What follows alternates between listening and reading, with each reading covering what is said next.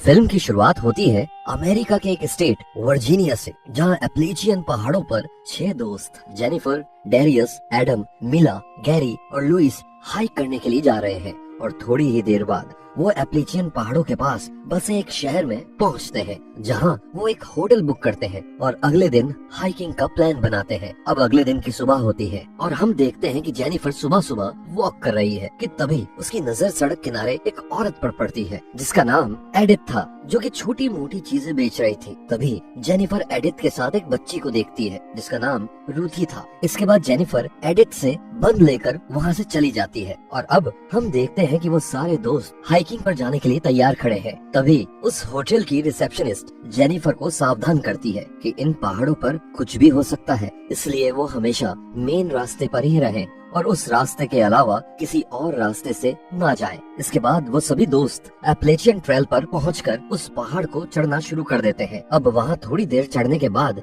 Darius सबको बताता है कि वहाँ से थोड़ी ही दूर एक बहुत पुराना किला जिसे उन्हें जरूर देखना चाहिए, लेकिन ये किला मेन रास्ते से अलग दिशा में था। अब वो सभी उस किले की तरफ जा रहे हैं।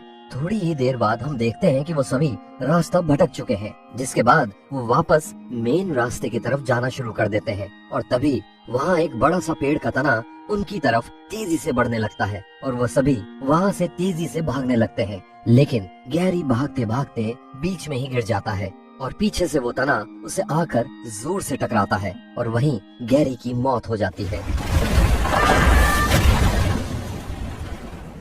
गैरी की मौत से सभी बहुत डर जाते हैं, लेकिन थोड़ी देर बाद वो सभी वहाँ से चले जाते हैं और अब चलते चलते रात हो चुकी है और तभी बारिश भी होना शुरू हो जाती है और वो सभी उस रात वहीं कैंप लगाकर सो जाते हैं। अब अगले दिन की सुबह होती है और हम देखते हैं कि मिला टेंट से गायब है, जिसके बाद वो सभी मिला को ढूंढने में लग जाते हैं और ढूंढते ढूंढते एडम देखता है कि वो लोग पूरी रात एक कब्रिस्तान में सो रहे थे। तभी उन सभी को पता चलता है उन सब के फोन वहाँ से गायब हैं, जिसके बाद जेनिफर सबको बताती है कि शायद उसने रात को टेंट के बाहर किसी को देखा था।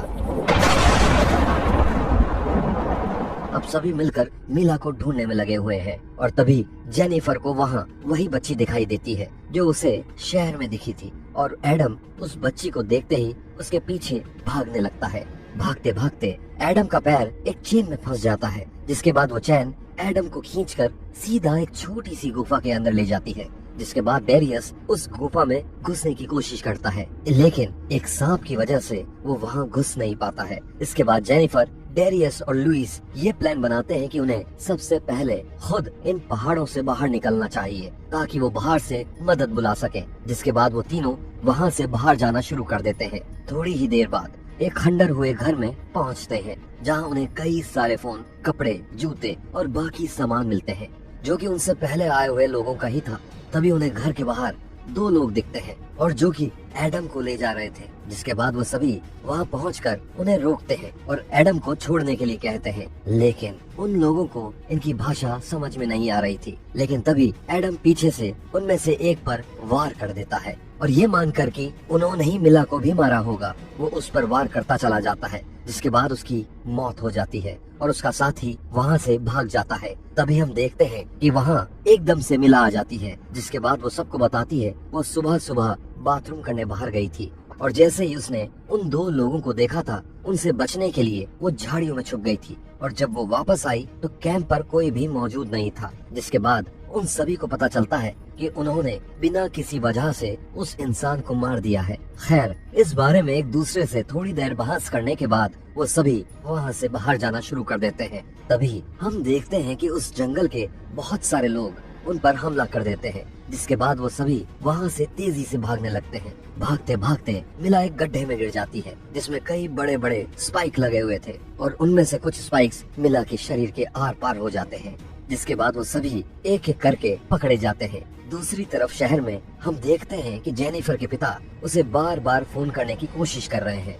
दूसरी ओर अब जेनिफर की आंख खुल जाती है, जहां वो देखती है कि वो एक गड्ढे में बंद है। तभी वहां एडिथ आती है और उसे थोड़ा पानी और खाना देती है। इसके बाद जेनिफर और उसके साथी पहुंचते हैं एक बस्ती में, जो कि उस जंगल के बीचों बीच बसी हुई थी। जिसके बाद उन्हें सीधा उस बस्ती के राजा के पास ले जाया जाता है जहाँ हमें पता चलता है कि उस कबीले के लोगों ने जंगल में हर जगह जाल इसलिए बिछाए हैं ताकि वो जानवरों को पकड़ सकें, जिनमें से एक जाल में एडम भी फंस गया था।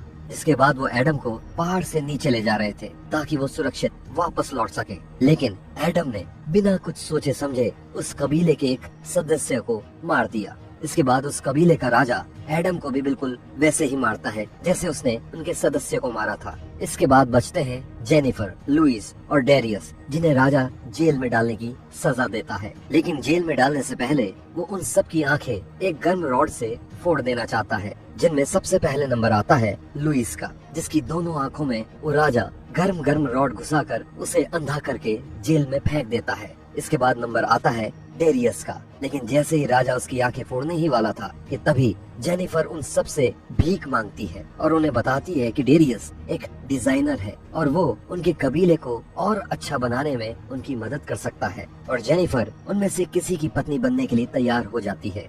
जिसके बाद हम देखते हैं उस कबीले का राजा जेनिफर को अपनी पत्नी बना लेता है। दूसरी तरफ हम देखते हैं कि जेनिफर के पिता स्कॉट जेनिफर को ढूंढते ढूंढते वो वर्जीनिया पहुंच चुके हैं, जहां वो सबसे पहले जेनिफर के लापता होने की कंप्लेन वहां की लोकल पुलिस में करते हैं। साथ में वो उस जगह के सभी लोगों से अपनी बच्ची की जानकारी लेने की कोशिश में लगे हुए हैं। तभी स्कॉट से एक रेस्टोरेंट में उसी होटल की रिसेप्शनिस्ट मिलने आती है, जिस होटल में जेनिफर और उसके दोस्तों ने रात बिताई थी। इसके बाद वो औरत स्कॉट को बताती है कि उन पहाड़ों पर कुछ लोग रहते हैं और जो भी उन पहाड़ों पर जाता है वो कभी लौट कर वापस नहीं आता है, और इसीलिए उसने जेनिफर को इस बारे में आगाह भी किया था। उनकी ये सभी बातें वहाँ खड़ा एक आदमी जिसका नाम नाटे था वो सुन रहा था, और जैसे ही स्कॉट अपने होटल रूम में वापस जा रहा था कि तभी रास्ते में नाटे अपने दोस्तों के साथ स्कॉट पर हमला कर देता है और स्कॉट को बहुत पीटता है, और साथ में स्कॉट को उस पहाड़ पर जाने को भी मना करता है। इसके बाद अगले दिन सुबह होती है और स्कॉट अपनी बच्ची को ढूंढने के लिए बस जा ही रहा था कि वो रिसेप्शनिस्ट उसे अपने भांजे एड से मिलवाती है, जो उस जंगल को अच्छी तरह जानता था। इसके बाद स्कॉट उसे कुछ पैसे देता है, जिसके बाद एड और उसका बेटा स्कॉट के साथ चलने को मान जाते हैं। अब एड और उसका बेटा कूपर दोनों स्कॉट के साथ उस जंगल में शिकारियों के जाल से बचते हुए जा रहे हैं, और तभी कूपर एक गड्ढे में गिर जाता है और एड उसे बचाने उसकी तरफ तेजी से बढ़ता है, लेकिन वो एक जाल था जिसमें फंसकर उन दोनों की मौत हो जाती है। इसके बाद स्कॉट एड की गन लेकर अपनी बच्ची को ढूंढने वहाँ से निकल जाता है। जंगल से होते हुए वो उस बस्ती के दरवाजे तक पहुँच जाता है, लेकिन तभी उस बस्ती के कुछ लोग उसे पकड़ लेते हैं।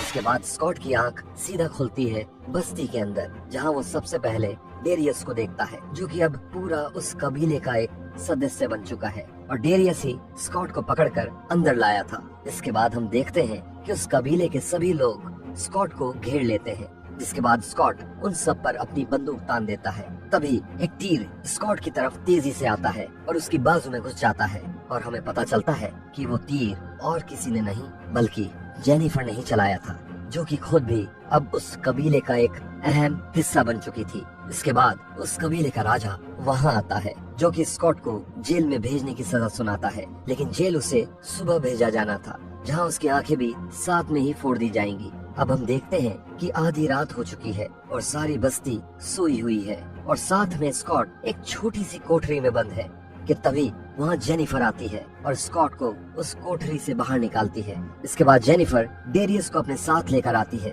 लेकिन हम देखते हैं डेरियस को ये कबीला इतना अच्छा लगने लगा है कि वो यहाँ से बाहर नहीं जाना चाहता है। जिसके बाद जेनिफर डेरियस को वहीं छोड़कर अपने पिता के साथ वहाँ से भागना शुरू कर देती है, लेकिन तभी वहाँ रूथी आ जाती है, जो जेनिफर और स्कॉट को वहाँ से निकालने में उनकी मदद करती है। उस रास्ते से जाते हुए जेनिफर को उस जेल से जाना पड़ता है जहाँ लुइस को भी रखा गया था, और उस जेल में लुइस से मिलने के बाद जेनिफर उसकी तकलीफ कम करने के लिए उसे शूट कर देती है।